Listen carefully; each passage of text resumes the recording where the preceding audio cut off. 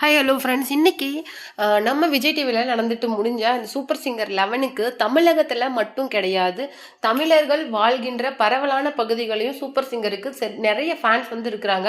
அதுவும் இந்த கொரோனா காலத்துக்கு அப்புறமேலு சூப்பர் சிங்கர் ஆகட்டும், ஜீ தமிழில் ஒளிபரப்பாயிட்டு வர சரிகமப்பா ஆகட்டும், அதுக்கு உலக அளவெல்லாம் ஃபேன் பேஸ் வந்து ஜாஸ்தியாக இருக்குது. ஏன்னா சின்ன குழந்தைங்க கிட்டத்தட்ட ஒரு 7 வயசு 8 வயசு தான் இருக்கும். ஆனால் அந்த குழந்தைங்க கூட நம்ம சிலிர்த்து பார்க்குற அளவுக்கான பாடல்களை இன்னைக்கு வழங்கிட்டு வராங்க இந்த மேடைகளை பயன்படுத்தி.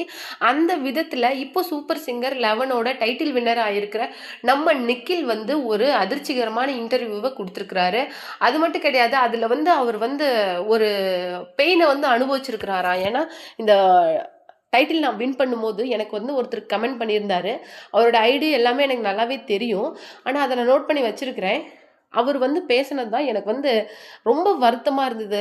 என்னுடைய லைஃப்பில் நான் எந்த எக்ஸ்ட்ரீம் போனாலுமே அவர் சொன்ன அந்த வார்த்தையை மட்டும் நான் மறக்க மாட்டேன் அப்படின்னு சொல்லிட்டு ரொம்ப உணர்ச்சிபூர்வமாக பேசியிருக்காங்க.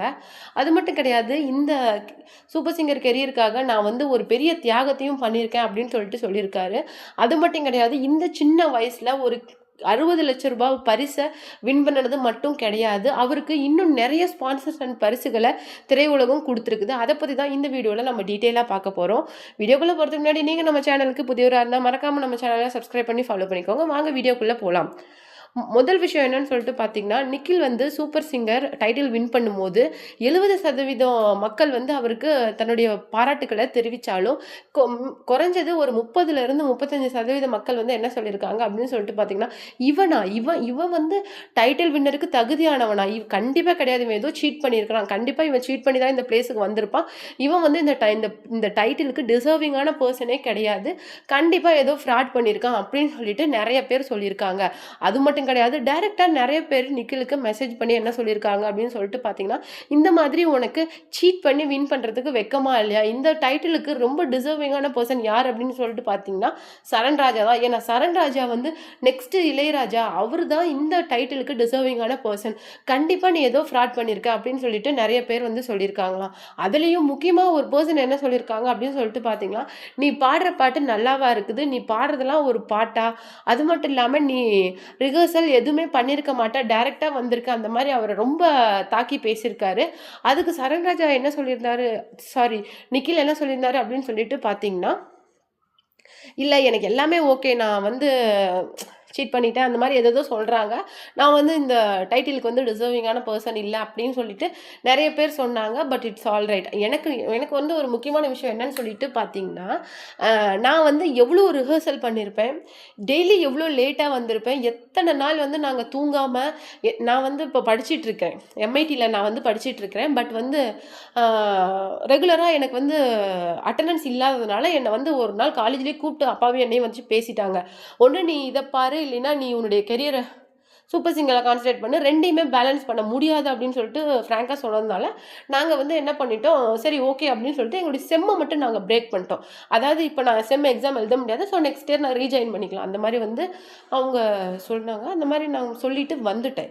இதில் ஒரு முக்கியமான விஷயம் என்னன்னு சொல்லிட்டு பார்த்தீங்கன்னா, அவர் சொன்னதுக்கு நான் திருப்பி கேட்குற ஒரே விஷயம் என்னென்னா, எனக்கு கெட்ட கெட்ட வார்த்தையாக வருது சொல்லிடலாம் அப்படின்னு சொல்லிட்டு, பட் ஆனால் அப்படி பேசினா அந்த நபருக்கும் எனக்கும் வந்து ஒரு வித்தியாசம் இல்லாமல் போயிடும். ஆனால் அவர் யார் என்ன அப்படிங்கிறதெல்லாம் நான் நோட் பண்ணி தான் வச்சுருக்கிறேன். ஒரு முக்கியமான விஷயம் என்னன்னு சொல்லிட்டு பார்த்தீங்கன்னா, அவ்வளோ ஈஸி, இதெல்லாம் ஒரு விஷயமா, இதுக்கெல்லாம் என்ன பெருமடிச்சுக்கிற அப்படின்னு சொல்லிட்டு அவர் கேட்குறாருல்ல, அவ்வளோ ஈஸி, இதெல்லாம் ஒரு மேட்ரா அப்படின்னு சொல்லிட்டு கேட்குறாருல்ல. நாங்கள் எத்தனை நாள் தூங்காமல் ரிஹர்சல் பண்ணியிருப்போம், எவ்வளோ நாள் நைட்டு வந்து நான் கிட்டத்தட்ட 2-3க்கெலாம் வீட்டுக்கு வந்திருக்கிறேன். மறுபடியும் நான் வந்து 1 ஹவர் 2 ஹவர்ஸ் கூட தூங்கியிருக்க மாட்டேன். மறுபடியும் நான் 4-5 ஓ கிளாக்லாம் எந்திரிச்சிக்குவேன். ஏன்னா சாதகம் பண்ண ஸ்டார்ட் பண்ணுவேன். இந்த மாதிரி எங்களுடைய லைஃப் வந்து இந்த டிடிஎஃப் வரைக்கும் எவ்வளோ ஹெக்டிக்காக போச்சு அப்படின்னு சொல்லிட்டு யாராலையுமே கொஞ்சம் ட்ரீம் கூட பண்ணி பார்க்க முடியாது. ஒரு டான்ஸ் ரிஹர்சல் ஆகட்டும், இல்லை ஒரு பாட்டாக இருக்கட்டும், வேறு எந்த ஷோஸாக கூட இருக்கட்டும், அதுக்கு அந்த அந்த அந்த கிட்டத்தட்ட ஒரு 15 மினிட்ஸ் இல்லைன்னா ஒரு 10 to 15 மினிட்ஸ் பெர்ஃபார்ம் பண்ணுறதுக்காக ஒருத்தர் எவ்வளோ கஷ்டப்படுறாங்க, எத்தனை நாள் ரிஹர்சல் பண்ணுறாங்க அப்படிங்கிறத உங்களால் கொஞ்சம் கூட யூகிச்சு கூட பார்க்க முடியாது. ஏன்னா, எங்களுடைய அந்த பெர்ஃபார்மன்ஸ்க்கு பின்னாடி இருக்கிற உழைப்பு வந்து சாதாரணமானது கிடையாது. அப்படின்னு சொல்லிட்டு ரொம்ப இதா பேசியிருக்காரு. அது மட்டும் கிடையாது. அவங்க அம்மா வந்து அதுக்கு என்ன சொல்லியிருந்தாங்க அப்படின்னு சொல்லிட்டு பார்த்தீங்கன்னா, 100 பாசிட்டிவ் கமெண்ட்ஸ் இருந்தாலுமே, ஒரு நெகட்டிவ் கமெண்ட்ஸ் வந்து நம்ம கண்ல பட்டுட்டாலும், நாம அத படிச்சுட்டா கூட, அது நம்ம மனசுக்கு கஷ்டமா இருக்கும். என்னுடைய பையன பொறுத்தவரைக்கும் எனக்கு நல்லா தெரியும். அவன் பட்ட கஷ்டத்துக்கு ஒரு பலனா தான் இந்த ஃபினாலேவ அவன் வின் பண்ணிட்டு வந்திருக்கான். நான் அப்படிதான் நினைக்கிறேன். யார் என்ன சொன்னாலும் எங்களுக்கு அது கிடையாது. நாங்களே ஒரு மிடில் கிளாஸ் ஃபேமிலி. ஒரு 60 லேக்ஸ் போட்டு வின் பண்ணுன அந்த வீடு யாருக்கு தான் சந்தோஷமா இருக்காது. எங்க பையன் இந்த மாரி சம்பாரிச்சு குடுத்தது எங்களுக்கு ரொம்ப சந்தோஷமா இருக்கு. அவன் இன்னும் பெரிய பெரிய இடத்துக்கு போணும் அப்படின்னு சொல்லிட்டு நாங்க ஆசைப்படுறோம். மத்தபடி தேவையில்லாத நெகட்டிவ் கமெண்ட்ஸ பத்தி நாங்க கவலைப்படுறது கிடையாது. இன்னைக்கு வந்து அவனுடைய கெரியரையும் நாங்க எந்த அளவுக்கு முக்கியமா நினைக்கிறோமோ, அத விட அவனுடைய படிப்பையும் முக்கியமா நினைக்கிறோம்.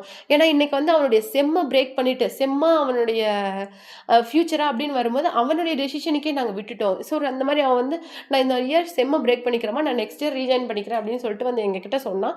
நாங்க அதுக்கு ஓகே சொல்லிட்டோம். ஏன்னா அவனுடைய சந்தோஷம் என்னவோ அப்படிங்கிறத பத்தி தான் நாங்க அதிகமா ஃபோக்கஸ் பண்ணிட்டு இருக்கிறோம். இதுல வந்து இன்னொரு முக்கியமான விஷயம், அவன் ரொம்ப லேட்டா வருவான். கிட்டத்தட்ட அவனுடைய ரிஹர்சல் அதெல்லாம் முடியறதுக்கு 11, 12க்கு மேல கூட ஆயிடும். அவன் என்ன சொல்லுவான், நான் ரேபிடோ புக் பண்ணி வந்துடுறேன்ப்பா, நீங்க போங்க அப்படிங்கிற மாரி சொல்லுவான். இப்படி ஒரு குழந்தை உண்மையிலேயே யாருக்குமே கிடைக்க மாட்டாங்க. எவ்வளோ ரொம்ப சின்ன வயசுல இருந்தே அவன் ரொம்ப மெச்சூர்ட் அந்த அண்டர்ஸ்டாண்டிங். என்னன்னா, எங்கள வந்து நெறைய குழந்தைங்க இப்பலாம் இருக்காங்கல்ல, எங்களுக்கு பைக் வாங்கி குடுக்கணும், ஃபோன் வாங்கி குடுக்கணும், இந்த மாரி ரொம்ப டிமாண்ட் பண்றாங்கல்ல பேரண்ட்ஸ். ஆனா, அப்படி நம்ம நிக்கில் வந்து எங்கள ஒரு நாள் கூட அப்படி வந்து எங்கள டிமாண்ட் பண்ணது கிடையாது. ரொம்பவும் மெச்சூர்ட். அதுவும் மெயினா அவனுடைய அப்பாவ டிஸ்டர்ப் பண்ணக்கூடாதுன்னு ரொம்ப கான்ஷியஸா இருப்பான். "போங்கப்பா, ரேபிடோ புக் பண்ணி வந்துடுறேன்." அவங்க அப்பா ஏதாவது ஒரு காஸ்ட்லியா கிஃப்ட் பண்றேன் அப்படின்னு வந்தா கூட, "வேணாம்ப்பா, எனக்கு இதெல்லாம் வேணாம். எதுக்கு தேவையில்லாத செலவு?" அந்த மாரி சொல்லுவான். இந்த மாதிரி ஒரு குழந்தை உண்மையிலே எந்த பேரண்ட்ஸுக்குமே கிடைச்சிருக்க மாட்டாங்க. அவ்ளோ ஒரு இப்போ இருக்கிற இந்த ஜெனரேஷனுக்கு நிக்கில் மாரி ஒரு குழந்தை வந்து கண்டிப்பா யாருக்குமே கிடைச்சிருக்க மாட்டாங்க. ஏன்னா, அவனுடைய அந்த ஆம்பிஷனையும் புடிச்சிட்டு, எங்களையும் தொந்தரவு பண்ணாத, அவ்ளோ குழந்தை வந்து அதோடைய லைஃப்ல ஃபோக்கஸ்டா இருக்கும். அதுக்கு கிடைச்ச பலன் தான் இன்னைக்கு அவனுக்கோட இந்த டைட்டில் வின்னரா இருக்கட்டும், அடுத்தடுத்து அவனுக்கு கிடைச்சிருக்கிற இந்த புதிய வாய்ப்புகள், கான்சர்ட்டோட சான்ஸு, அது மட்டும் கிடையாது. ஏகப்பட்ட ஸ்பான்சர்ஸு, இன்னைக்கு ஆட் ஷூட்டுக்கு இந்த மாரி நெறைய நிக்கில் அன்னைக்கு தேடி வந்திருக்குது. கிட்டத்தட்ட இதெல்லாம் அவனுடைய அந்த குழந்தை வந்து சின்ன வயசுலேருந்து கஷ்டப்பட்டான்ல, அதனுடைய பலனா தான் நாங்க இத பார்க்குறோமே தவிர, சீட் பண்ணிட்டான் அப்படின்னு சொல்லிட்டு நம்மள நிக்கில சொல்றாங்க. அது எனக்கு ரொம்ப கஷ்டமா இருந்துச்சு. நான் வந்து மோஸ்ட்லி கமெண்ட்ஸ படிக்க மாட்டேன். ஆனா, நிக்கிலும் அவங்க அப்பாவும் வந்து கொஞ்சம் ரொம்ப ஹார்ஷா இருக்கிறது, அந்த மாரி கமெண்ட்ஸ வந்து டிஸ்கஸ் பண்ணுவாங்க வீட்ல. அது என்னுடைய காதுக்கு படும்போது, எனக்கு அதுவே ரொம்ப கஷ்டமா இருக்கும். நம்ம குழந்தைய இப்படி சொல்றாங்களே அப்படின்னு சொல்லிட்டு. அவன் வந்து கிட்டத்தட்ட ஒரு 2019 கிட்ட சூப்பர் சிங்கர்ல வந்து பார்ட்டிசிபேட் பண்ணான். அப்ப இருக்கும்போது அவன் ரொம்ப சின்ன குழந்தை.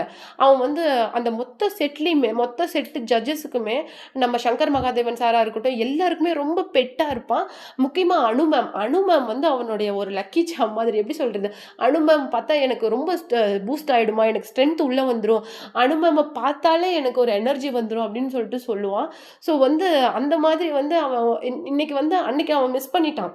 ஆனா அத வந்து இன்னைக்கு 6 இயர்ஸ் கழிச்சு அவனுடைய அந்த கஷ்டப்பட்டு அவனுடைய அந்த பிராக்டிஸ்னால இன்னைக்கு அவனுடைய அந்த டிடிஎஃப் வின் பண்ணியிருக்கான். எல்லாரும் இன்னைக்கு நிக்கில் வந்து சூப்பர் சிங்கர் சீசன் லெவல்ல இருக்கிறதா பார்த்தாங்க.